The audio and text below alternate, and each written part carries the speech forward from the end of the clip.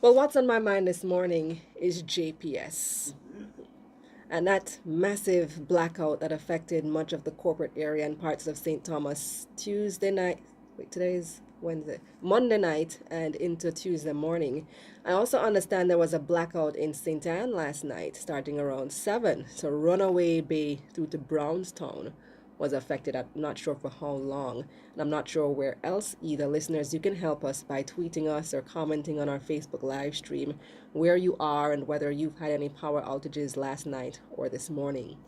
Now, while I understand the issues that the JPS workers are contending with and the frustration with the negotiations for 2 years, they're going to have a hard time engendering public sympathy, including mine, when they take actions that result in the disruption of power in the way it was disrupted yesterday and Monday night. To hold hundreds of thousands of people at ransom because of your issues is wrong. When you think of the impact that blackout had yesterday morning and the night before, I mean, the night blackout was bad enough to have people sweating in this heat and can't sleep with no fan, no AC. Remember the woman staying up all night fanning her baby.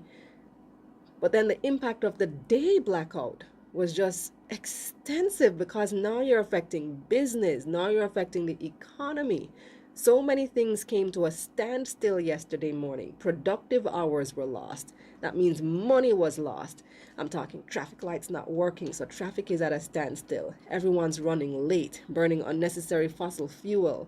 And when you do get to work, you can't even do anything because if your business doesn't have a generator, let's say you're a small business, you have no light, your computer can't turn on, the point of sale machine's not working, so you're losing sales.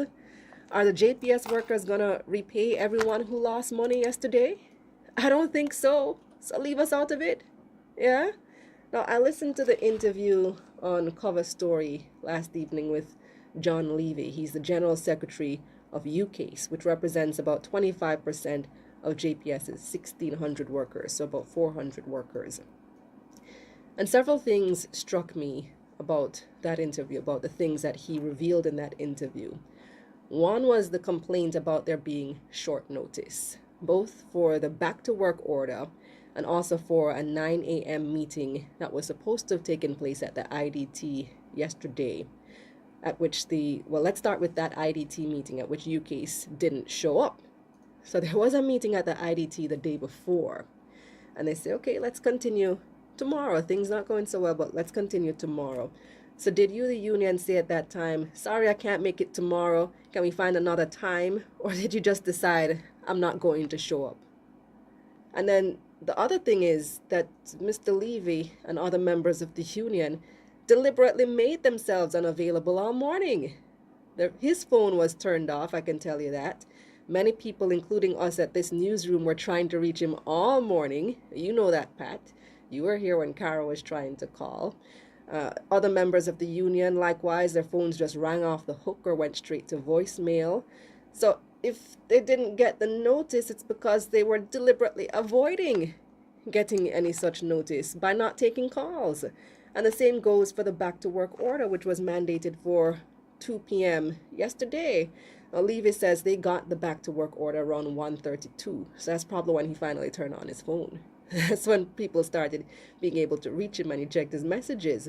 So with that kind of behavior, in the face of an urgent national issue, the disruption of an essential service, because electricity has become an essential service, that's just unacceptable and you're not going to get much sympathy.